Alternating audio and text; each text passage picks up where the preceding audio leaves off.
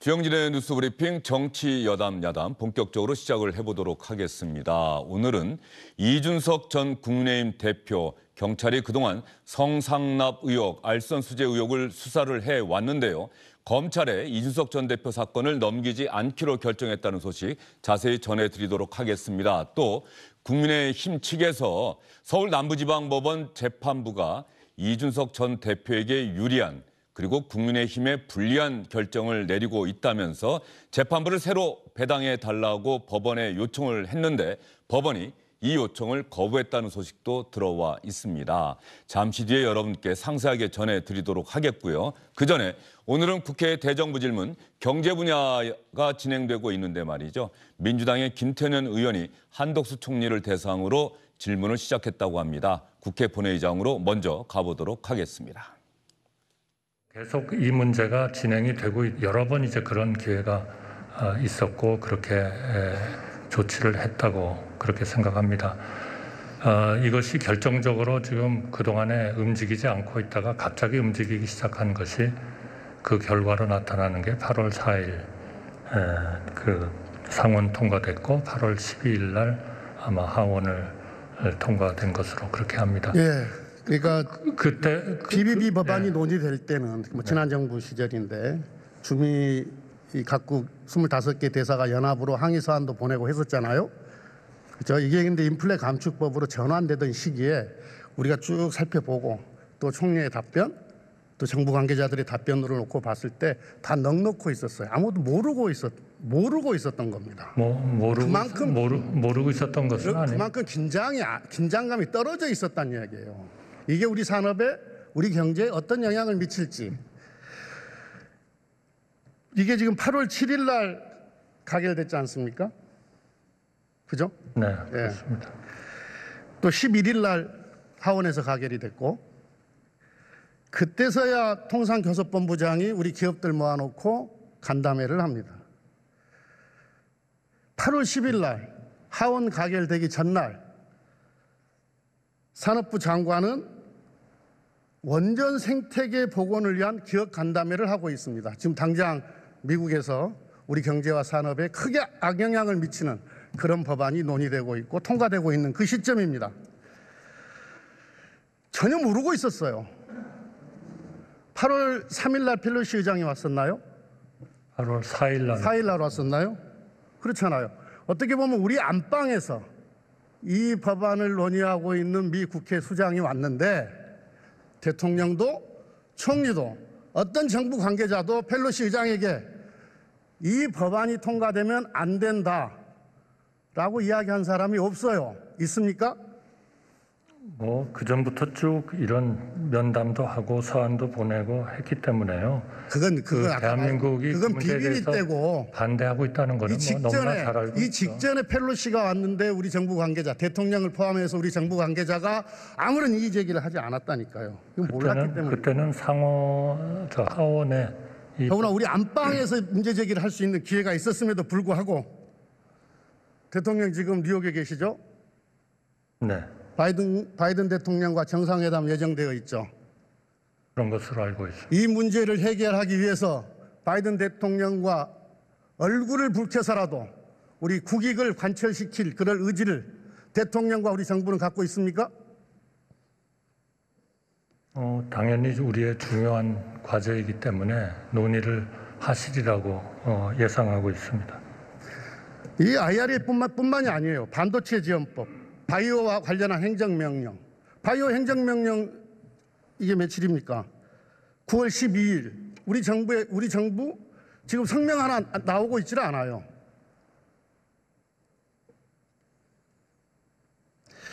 어저께 동료 의원인 이재정 의원이 이 IRA 통과되고 나서 한 보름쯤 후에 미 국무부의 부장관을 만났더니 그리고 이 문제와 관련해서 문제 제기를 했더니 부장관이 모르고 있더라 이렇게 질문을 했어요.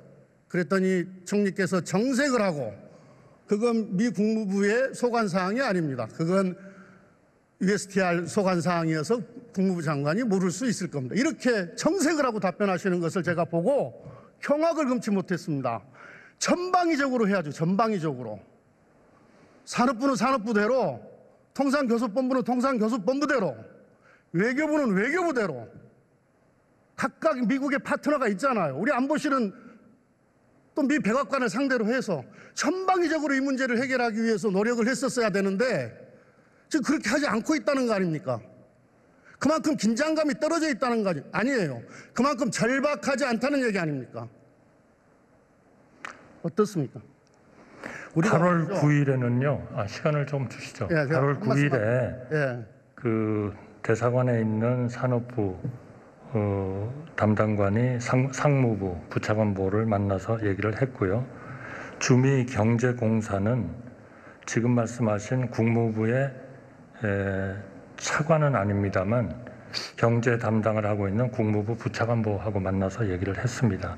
8월 10일 날은 통상교섭본부장이 USTR 대표에게 무역에 대한 주무부서죠. USTR 대표에게 서한을 보냈고 8월 11일은 주미공사 참사관이 USTR 대표부를 만났고 또 담당 참사관급의 국장급의 직원이 주한 그 미대사관 외교부 국장이 여기에 주한 미대사관 차석 대행을 만나서 계속 문제를 제기를 했습니다. 물론 그 NSC 쪽하고도 관련되는 접촉을 계속 해왔고요. 8월 19일에는 외교부 장관하고 국무부 장관이 통화를 했습니다. 그리고 주미대사가 USTR 부대표하고 만나서 문제 제기를 했습니다. 계속 이 문제를 대단히 중요한 문제로 인식하고 정부로서는 최선의 노력을 하고 있었다 이렇게 말씀드립니다. 도대체 어떤 강도로 이야기를 민주당의 김태년 의원이 전기차 보조금 차별 문제가 우리의 현안이 되지 않았습니까? 낸시 펠로시 미국 하원 의장이 우리나라를 방문했을 때 미국 의회의 실력자가 왔는데 왜 이 문제를 그 실력자를 직접 만나서 대통령이 직접 만나서 이야기하지 않았는가? 정부는 도대체 뭐 하고 있는가? 이렇게 비판을 했고요. 여기에 대해서 한덕수 총리가 정부 나름대로 할 수 있는 노력은 다 했고 지금도 하고 있다. 산업부 장관이 오늘 미국 워싱턴 DC를 방문했다는 소식 주요 뉴스 때 여러분께 전해드렸는데요. 어쨌든 이 문제는 우리 자동차 업계의 가장 큰 현안이 돼 있기 때문에 또 앞으로 반도체도 같은 문제에 직면할 가능성이 크기 때문에 오늘 경제 분야 대정부 질문에서 상당히 큰 쟁점이 될 것 같습니다. 잠시 뒤에 여당 의원은 또 어떠한 주제로 정부를 상대로 대정부 질문을 하게 될지 또 현장으로 가보도록 하겠고요. 그전에 여러분께 말씀드린 대로 이준석 전 대표 경찰이 검찰에 성상납 의혹과 알선수재 의혹 이 사건은 넘기지 않기로 결정했다. 이 소식 중점적으로 여러분께 전해드리도록 하겠습니다. 이준석 전 대표가 상당히 힘을 받게 되는 것 아니냐? 아니다.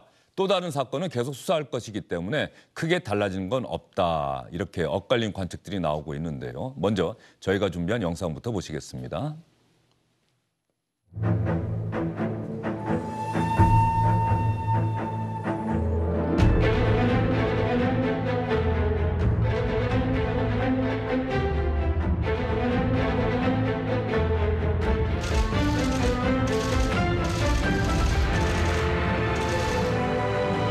제기한 분들한테 제가 법적 절차로 형사 고소까지 했어요. 저는 부인하고 허위라고 이야기했습니다.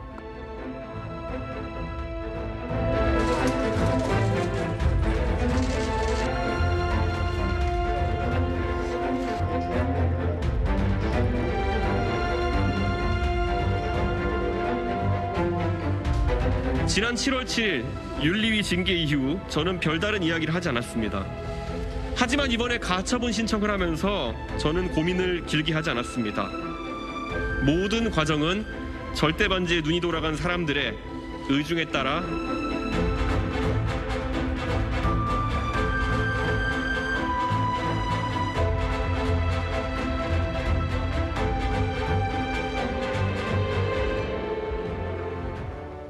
장윤미 변호사, 장성철 공론센터 소장, 김상일 전 더불어민주당 선거대책위원회 언론특보와 함께 이야기를 이어가도록 하겠습니다. 어서 오십시오. 네, 안녕하세요.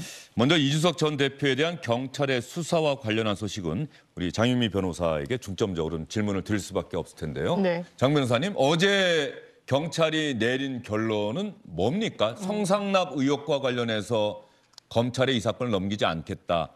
공소권 없음, 증거 없음, 혐의 없음 네. 어떤 겁니까? 정확하게는 시효가 지났기 때문에 수사기관으로서는 더 이상 수사를 할 수 있는 법적 근거가 없다라는 것이 명시적으로 내린 결론이라고 하겠습니다. 그렇다면 이준석 전 대표가 받고 있던 혐의가 무엇이냐? 2013년도 한 7월에서 8월경에 네. 성상납을 받았다는 의혹이 가장 본질적입니다.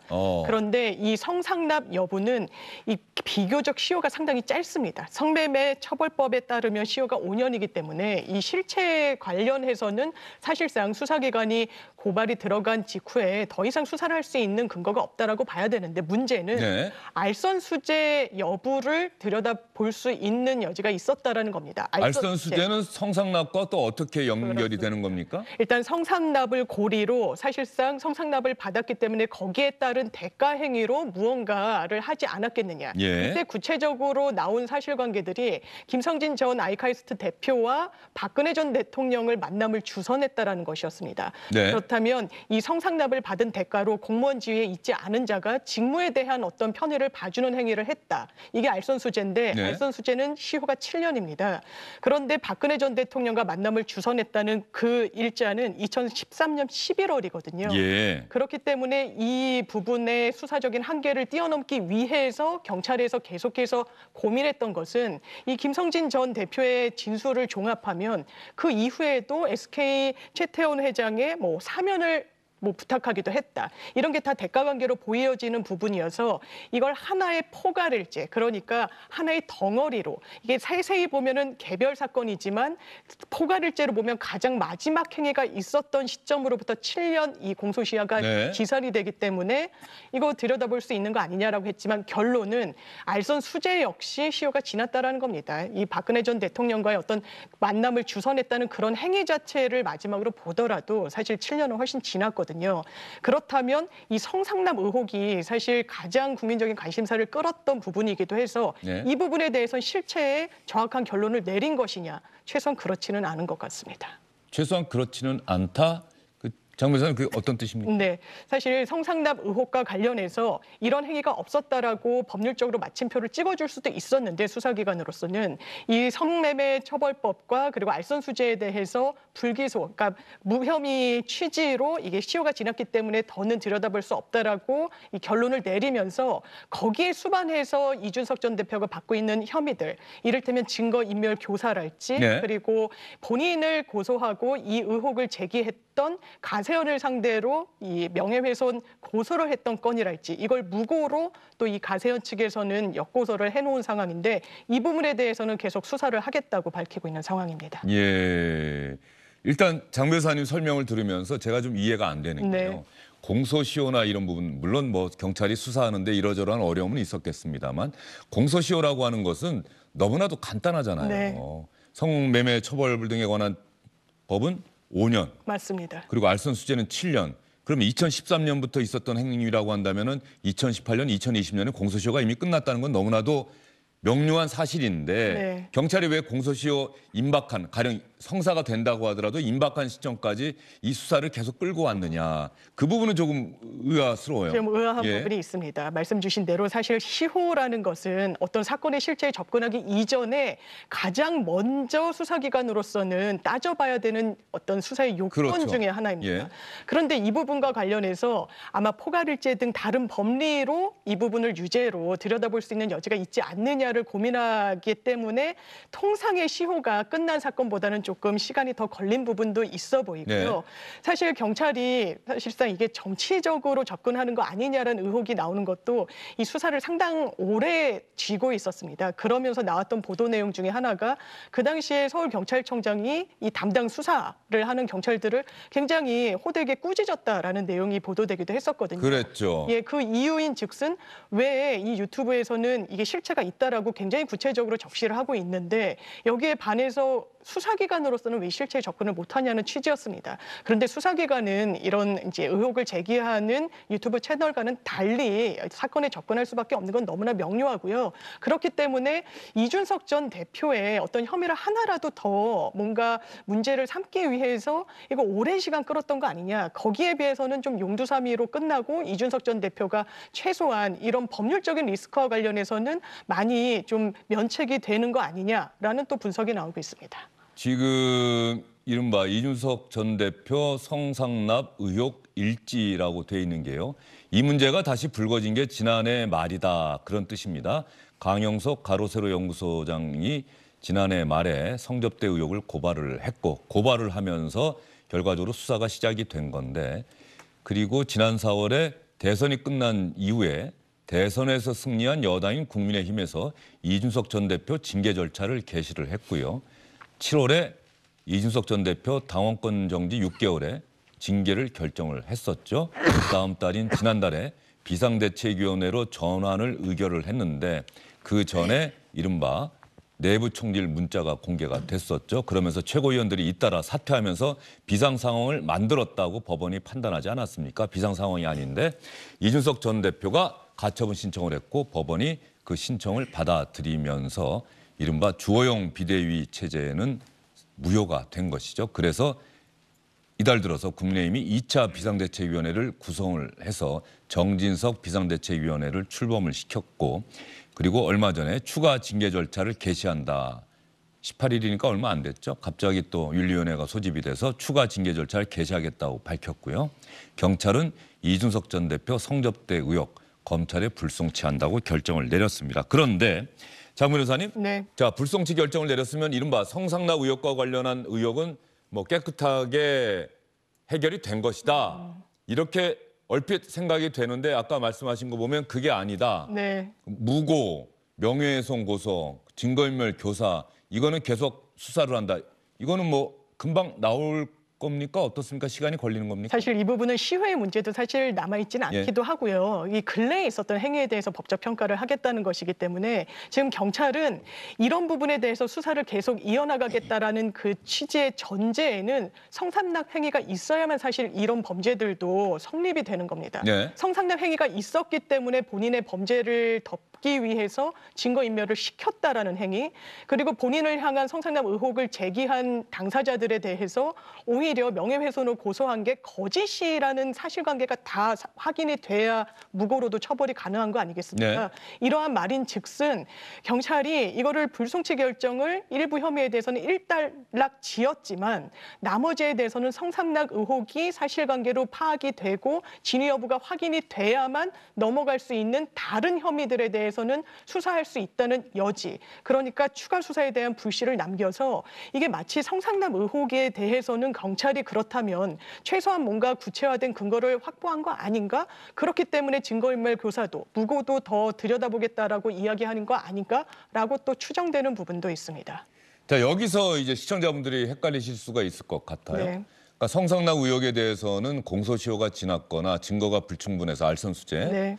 검찰로 사건을 넘기지 않고 여기서 그냥 경찰선에서 끝냈다라고 얘기를 했는데 무고나 명예훼손 수사는 계속한다. 그러면 무고나 명예훼손 이런 것들은 다 그 전제가 네. 성상납이 있느냐 없느냐 그렇습니다. 이게 전제가 돼야 하기 때문에 사실상 공소권이 없거나 공소시효가 끝난 사안을 또 뒤집어 봐야 된다는 얘기입니까? 그렇습니다. 그러니까 성매매를 했다, 뭐 성상납을 받았다라는 사실관계 자체는 처벌을 하기에는 시효가 지난 문제가 있지만 그 사실관계가 확인이 최소한 된다면 무고랑 증거인멸 교사로는 처벌을 할 수가 있는 겁니다. 공소권 없다는 건 그런 행위 자체가 없었다라는 것보다는 시효가 지나서 처벌권을 공권력이 행사할 수 없다라는 의미이기 때문에 이 사실관계에서 굉장히 오랜 기간 들여다본 부분은 있는 것 같습니다. 관련해서 굉장히 구체화된 진술을 확보했다는 보도들도 나왔습니다. 그 당시에 이 김성진 대표가 돈을 많이 인출을 했다라는 그런 사실관계들, 그리고 직원들을 동원해서 이 술자리를 마련했다는 그런 증빙들 많이 경찰이 확보를 하고 있기 때문에 이런 걸 종합해서 그 당시에 최소한 2013년도경에 성상납 행위는 있었던 거 아니야라고 만약에 판단을 내린다면 지금 추가 수사하겠다는 부분에 대한 수사도 사실은 속도를 낼 수 있는 겁니다. 예.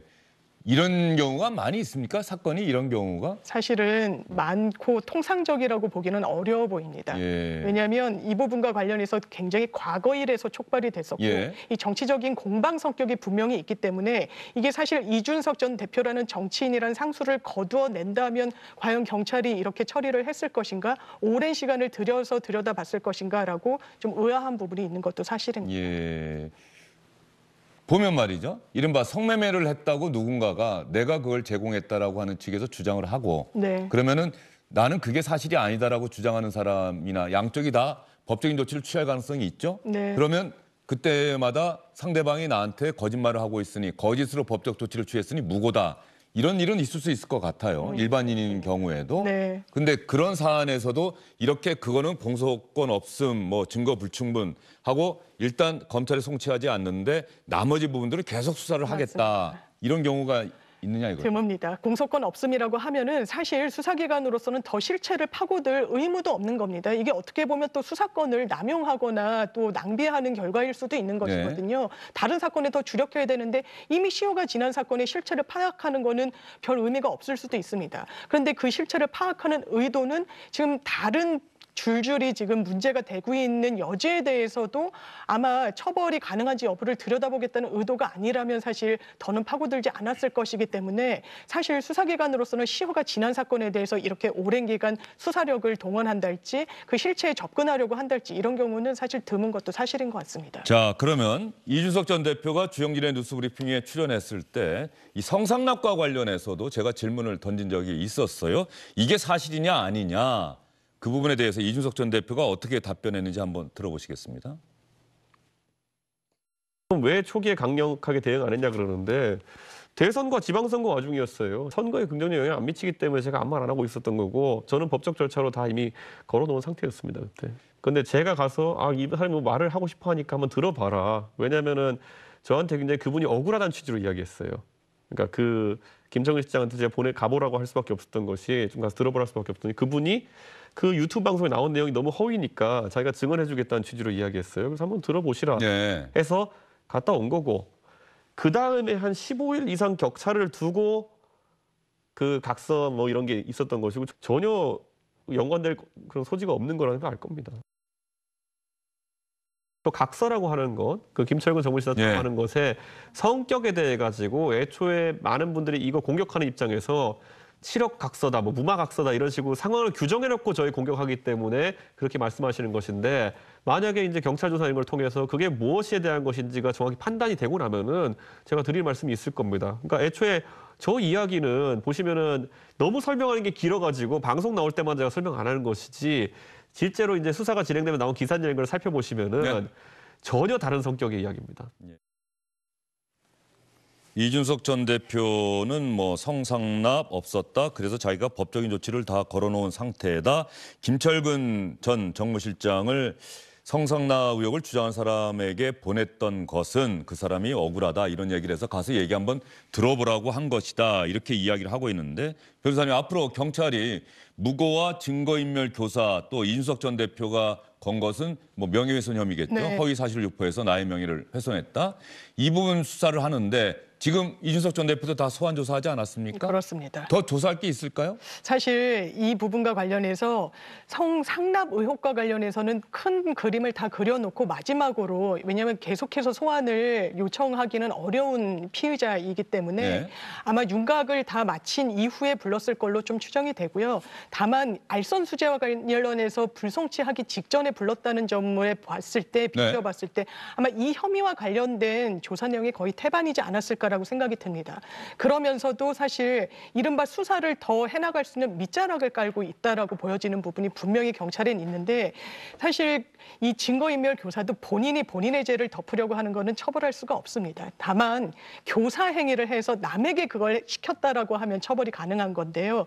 이것도 아까 말씀드렸던 말씀하셨다시피 이 성상납 의혹이 최소한 확인은 돼야 되는 거고, 그래서 아마 성상납 의혹과 관련해서 추가로 수사를 할 수 있는 여지는 분명히 남아 있고, 그렇다면 이 실체와 관련해서 추가로 이준석 전 대표가 했다라는 행위들, 본인의 죄를 덮기 위해서 사람을 보낸 거 아니냐라는 의혹, 그리고 역으로 거짓으로 문제 제기한 당사자들을 고소했다는 이 부분 계속해서 수사할 수 있는 여지는 남아 있고, 다만 그 건과 관련해서는 수사가 아주 많이 진행됐다라고 보여지는 않는 부분이 있어서 언제든지 또 이준석 전 대표를 부를 수 있는 거 아닌가라고 추정이 됩니다.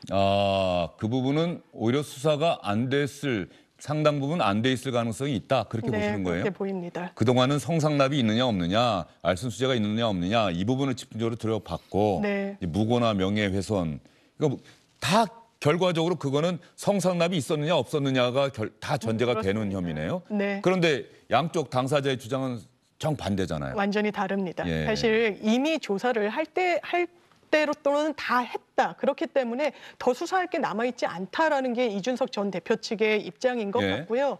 또 유상범 의원 같은 경우에는 이렇게 부르기 어려운 피의자를 소환해서 한 걸 보면 아마 실체에 대해서는 경찰이 쥐고 있는 것 같다. 어제 그런 얘기를 했죠? 구체적인 근거가 있기 때문에 부른 것으로 보이고, 왜냐하면 서면 조사로 대체하는 경우들도 왕왕 있기 때문에요.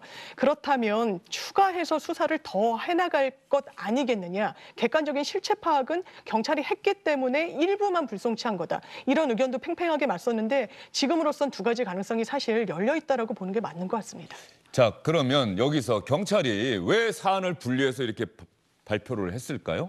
왜 성상납 그리고 알선수재만 먼저 발표하고 무고나 명예훼손까지 다 조사를 해서 한꺼번에 발표를 하지 않고 이거는 계속 수사하겠음, 그리고 장 변호사님 표현대로라면 여지를 남겨두는, 왜 이런 결정을 내렸을까요? 아마 그냥 수사에만 한정해서 본다면 사실 김성진 전 대표가 굉장히 많은 이준석 전 대표에게는 불리한 사실관계들을 많이 얘기를 합니다. 그중에 또 하나가 포괄일죄로 봐야 되고 마지막 시점은 2015년도였다. 그때까지 뭐 화장품 이런 것을 이준석 전 대표가 일하는 곳으로 뭐 보내기도 했고 어떤 향응의 제공이 있었다라고 얘기하거든요. 그런 2015년을 기점으로 보면은 7년, 2022년 한 9월경에는 시효가 끝나는 겁니다. 그러니까 최소한 어떤 시효와 관련해서 수사를, 시효와 관련된 범죄 혐의에 대해서는 경찰이 입장을 표명해야 될, 그리고 수사를 마무리 지어야 될 필요가 분명히 있었던 것 같고요. 네. 그리고 시효가 문제되지 않는 사건에 대해서는 이 성상납과 관련해서 더 수사할 수 있다라는 그 불씨를 남겨둔 것으로 보입니다. 자, 그러면 결론적으로 변호사님,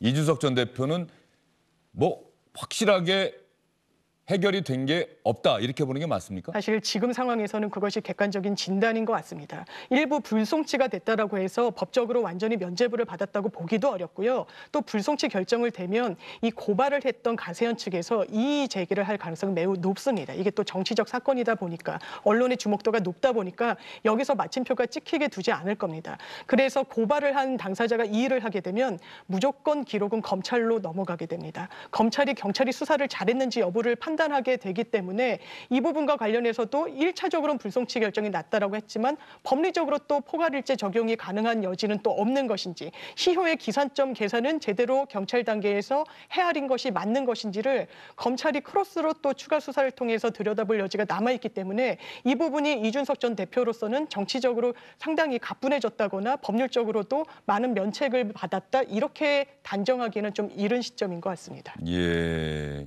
장 변호사님이 오늘 방송 출연하시고 주변에서도 이준석 전 대표 경찰 조사 결과 어제 일단 불송치 결정 나왔다, 그러면 많은 질문들이 있을 것 같은데, 변호사님이 보시기에 이제 앞으로 그러면 무고나 증거인멸 교사 의혹이라든가 이번에 경찰이 어제 내린 결론과 다른 결론이 날 가능성이 더 커 보입니까? 아니면 비슷한 취지로 날 가능성이 더 커 보입니까? 아니면 계속 이 상태로 계속 갈 가능성이 있는 겁니까? 저는 이 상태가 다소 좀 장기간 유지되지 않을까 싶기도 합니다. 물론 경찰, 검찰이 정치적인 스케줄을 고려하지는 않겠지만 그 부분에 대한 부담이 있는 것도 사실일 것입니다. 그렇다면 국민의힘의 윤리위 징계 여부가 남아있고 그 전에 뭔가 완전히 뭐 문제가 있다라고 결론을 내거나 면죄부를 주거나 이런 결정이 쉬워 보이진 않고 사실 증거인멸 교사와 관련해서도 정말 과거의 사실관계에 대해서 헤아리고 당사자들을 조사해야 되는 숙제가 남아있기 때문에 저는 수사는 계속될 것이다.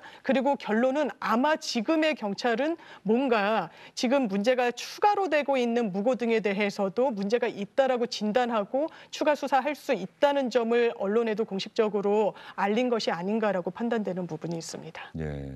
경찰이 어제 뭘 내놓았는데 확실하게 우리 국민들이 아 이런 거구나라고 생각하기는 어려운 상황, 혼란스러운 상황은 결국 계속되는 거군요. 그런 것 같습니다. 예. 장 변호사님 오늘 정말 말씀 잘 들었습니다. 장 변호사님의 설명이 참 이해가 잘 되는데 말이죠. 자, 장성철 소장님 어떻습니까?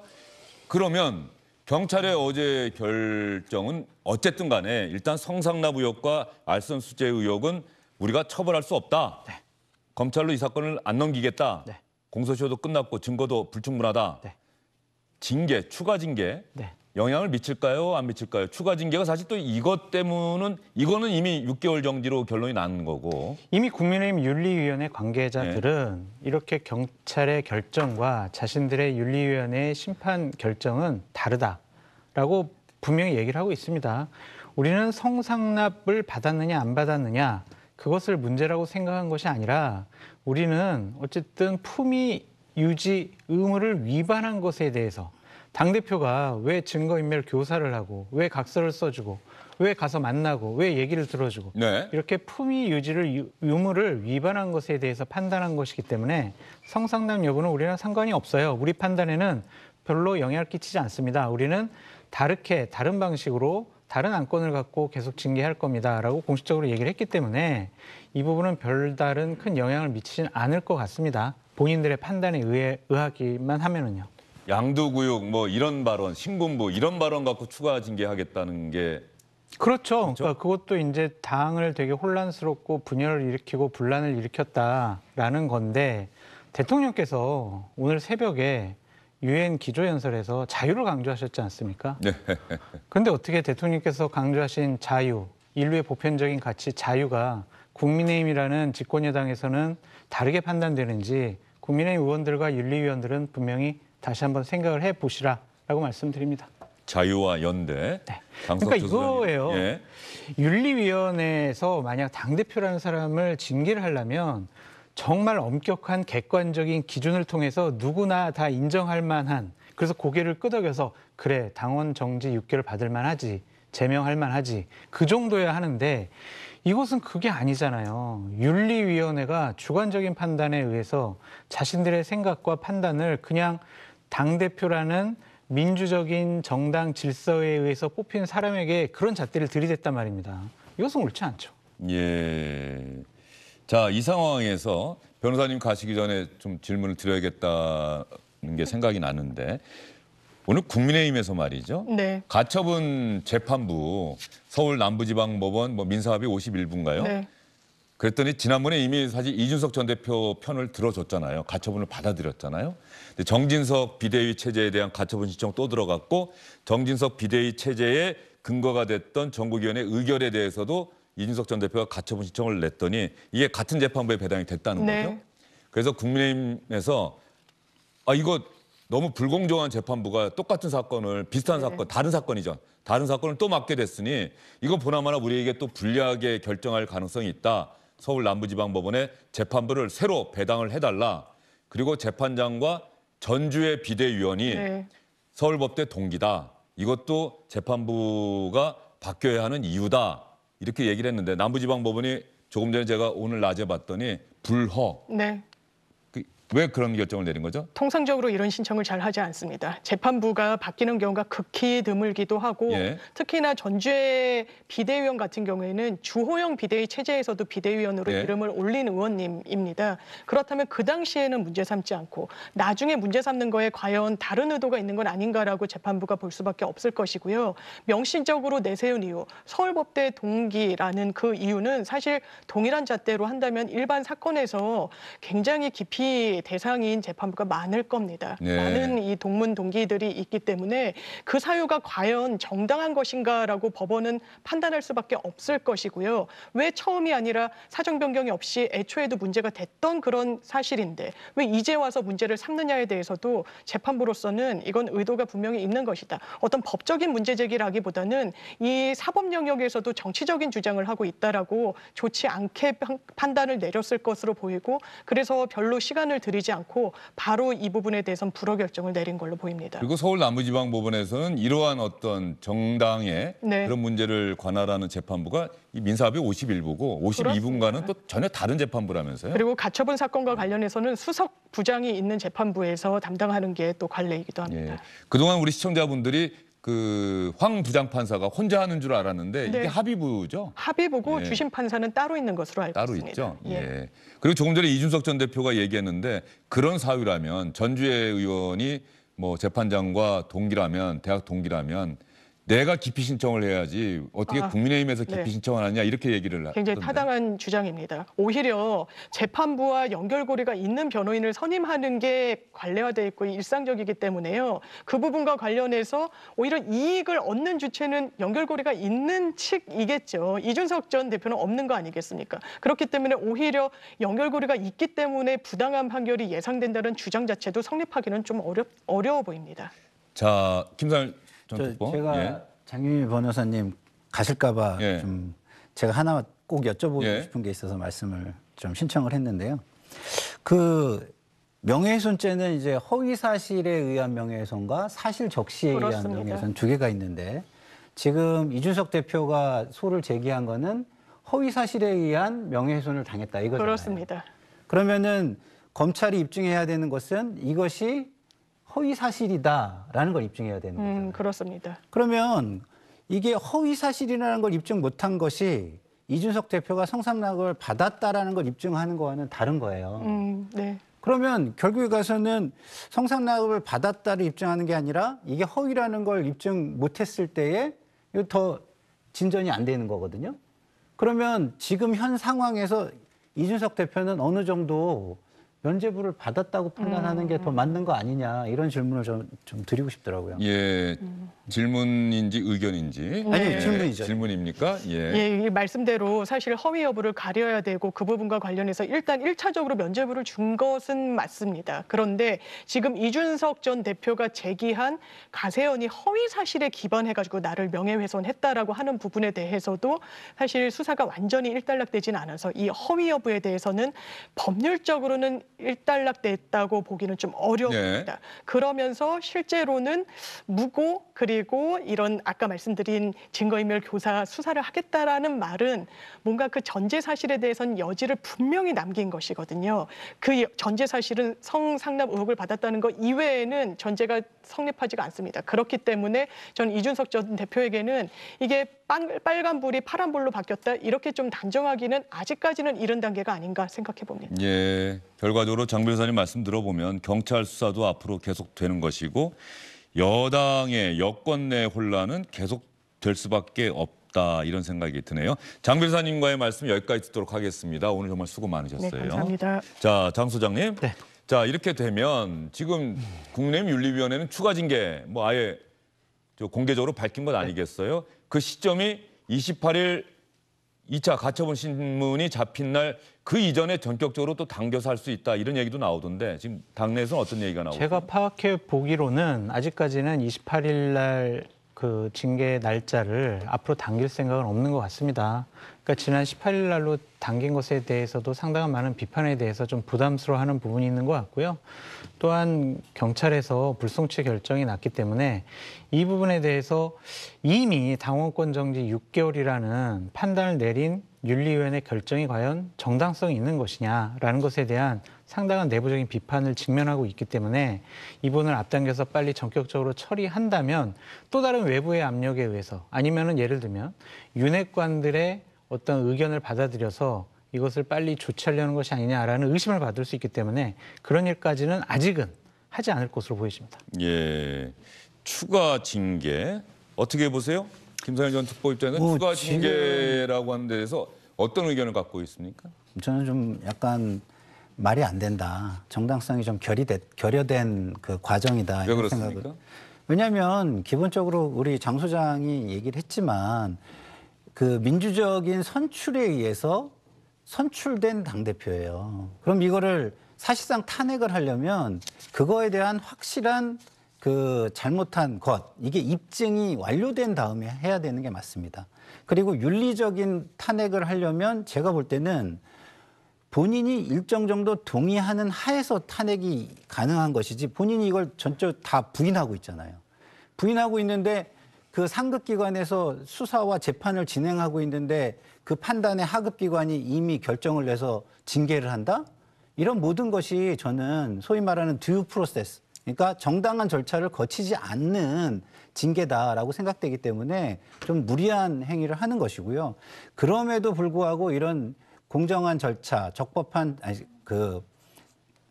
정당한 절차를 거치지 않는 이런 행위를 저는 계속할 것 같은 게 지금 모든 것들이 그 법원의 판결과 아무 상관이 없다는 듯이 자신들의 주장만을 지금 하고 있는 행위의 연장선상으로 볼 때 저는 그렇게 진행이 될 거라고 판단을 하는 것이죠. 예, 관련해서 제가 김상일 전 특보에게 이 질문 드린 거는요.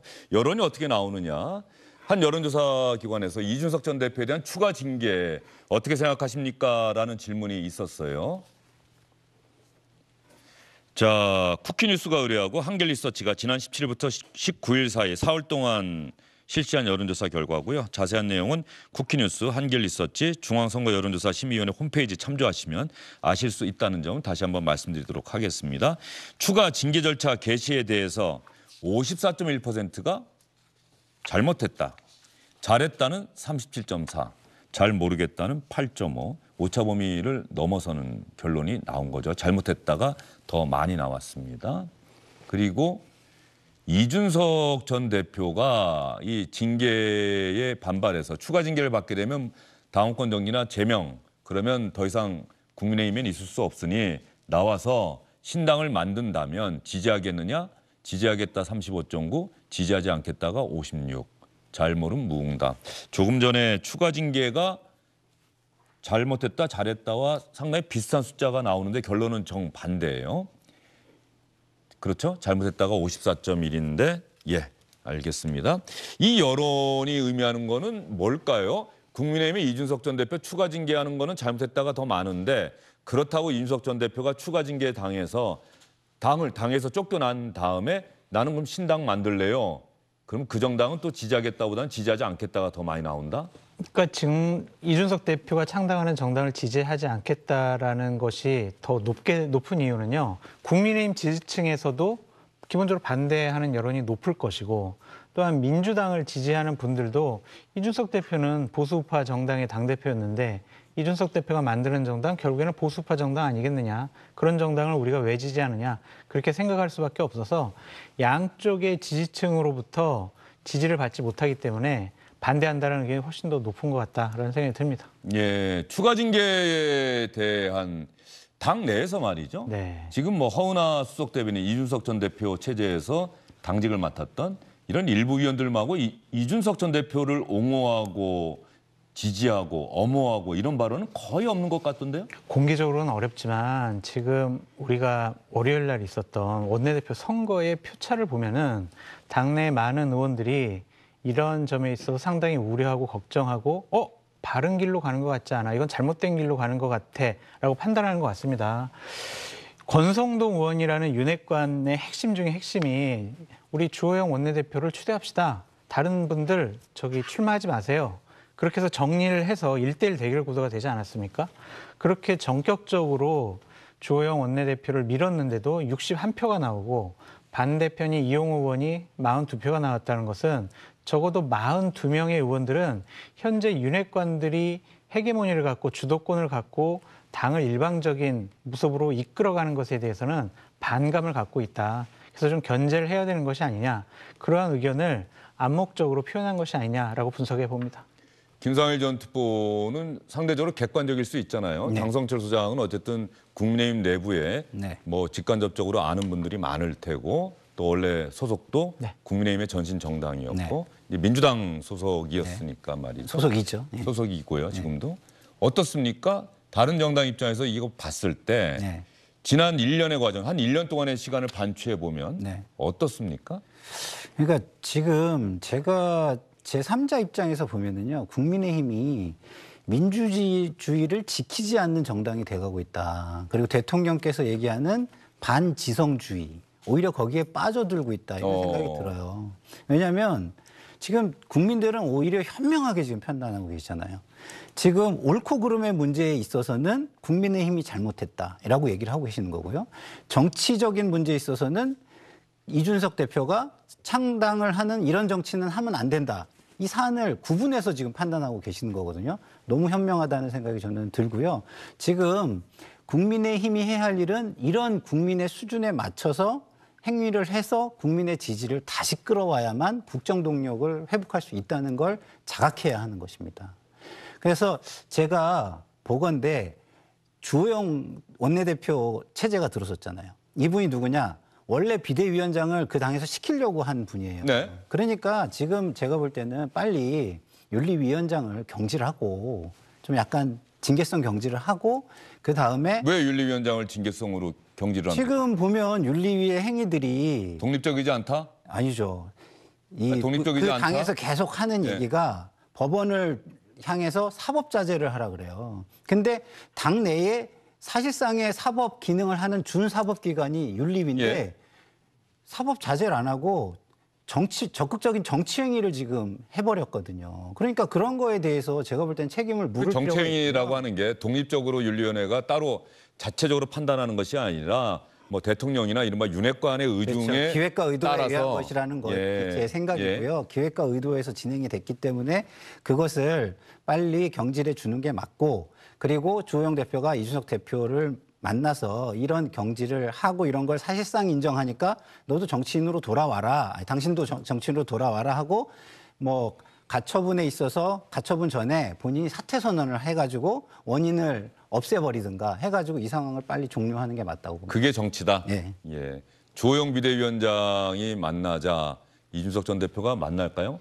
이런 사안을 가지고 만나면 만나줘야 되지 않을까요? 예. 근데 주호영 원내대표가 그러한 권한을 갖고 있는지 상당히 좀 의심스럽다라고 주호영 원내대표가 이런 상황을 만들어낸 사람은 아니잖아요. 만들어낸 사람은 아닌데 네. 이 문제를 해결할 만큼 막강한 권한을 갖고 있느냐 이거죠.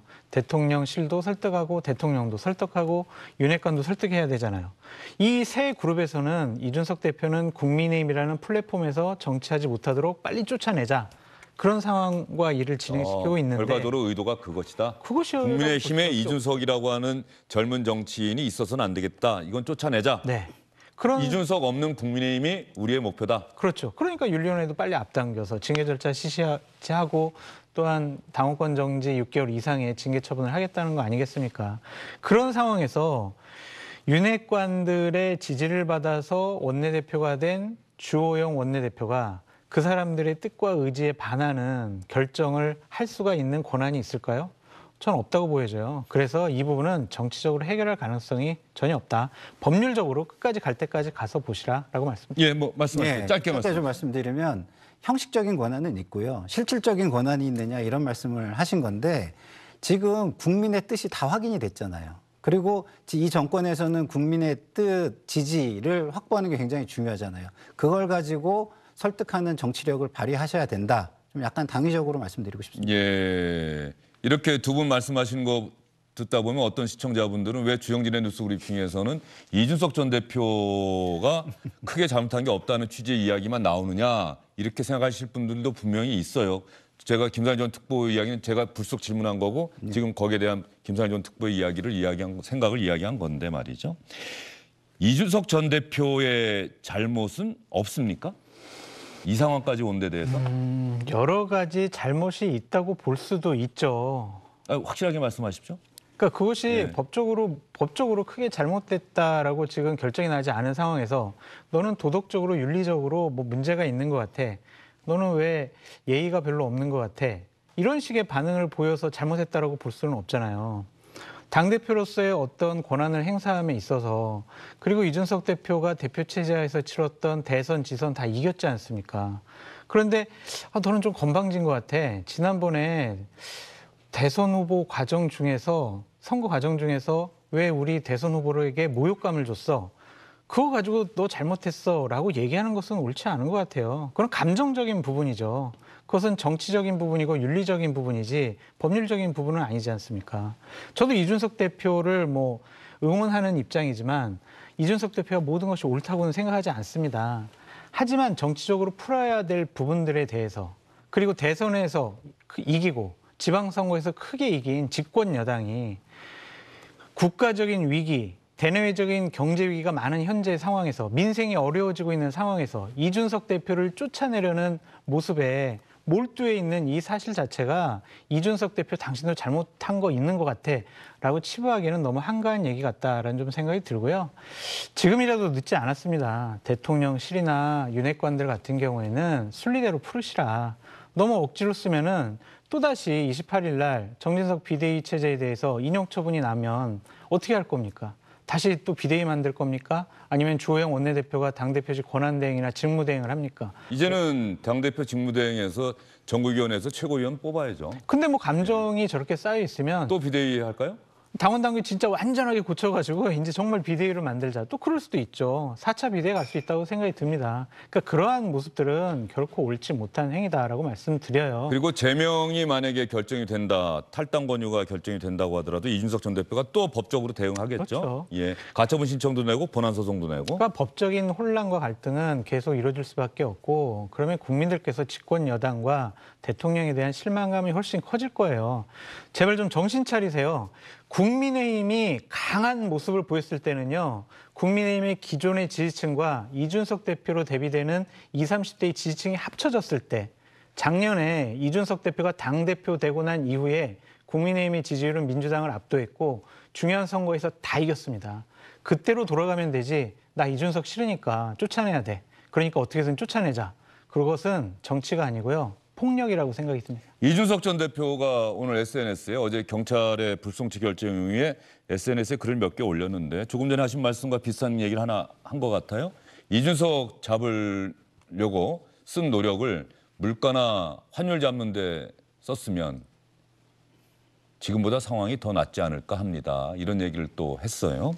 자, 제가 두 분께 질문을 드린 것 중에 하나, 지난 1년의 시간을 반추해보자라고 했던 것은 대선 과정에서 갈등이 있었죠?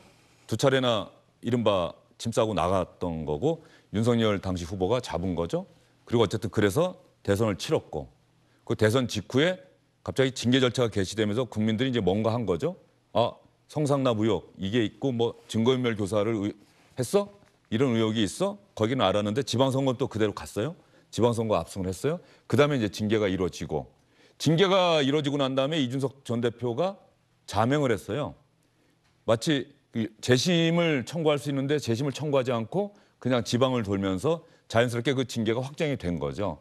그런데 그렇게 시간이 흐르고 가다가 대통령의 문자가 공개가 되면서 이준석 전 대표가 그때부터 목소리를 내기 시작했고 그다음부터는 뭐 이미 여러분들이 아시는 것처럼 사사건건 충돌하는 그래서 국민들은 피로감을 느끼는 이런 상황이 돼 있고 그러다 보니 이준석 전 대표도 너도 좀 그만해라. 라고 하는 이야기가 나오는데 이준석 전 대표는 아니 저쪽에서 미사일 쏘지 않으면 내가 요격 미사일 쏠 이유가 뭐가 있느냐. 왜 나한테 뭐라고 하느냐. 근데 국민이나 이런 데서는 이미 상처를 입은 거잖아요. 가처분 신청이 받아들여지면서 잘못했다라고 하는 그렇죠. 결론이 나왔으니까. 이 일련의 과정들을 반추해 보면. 네. 저는 이 징계에 관한 다툼에서는 이준석 대표가 잘못한 게 하나도 없다고 봅니다. 그런데 정치인으로서 보여준 부분에 있어서는 잘못한 게 너무나 많다고 생각합니다. 네. 그러니까 저는 1차 가처분 인용이 되면서 이준석 대표의 명예는 온전히 다 회복됐다고 생각하거든요. 네. 그럼 그때 정치를 했어야 된다고 생각해요. 대표직을 사퇴하는 게 맞죠. 네. 그러면 모든 사람이 압니다. 이준석이 억울하다라는 것을. 그리고 때를 기다렸어야죠. 이게 정치거든요.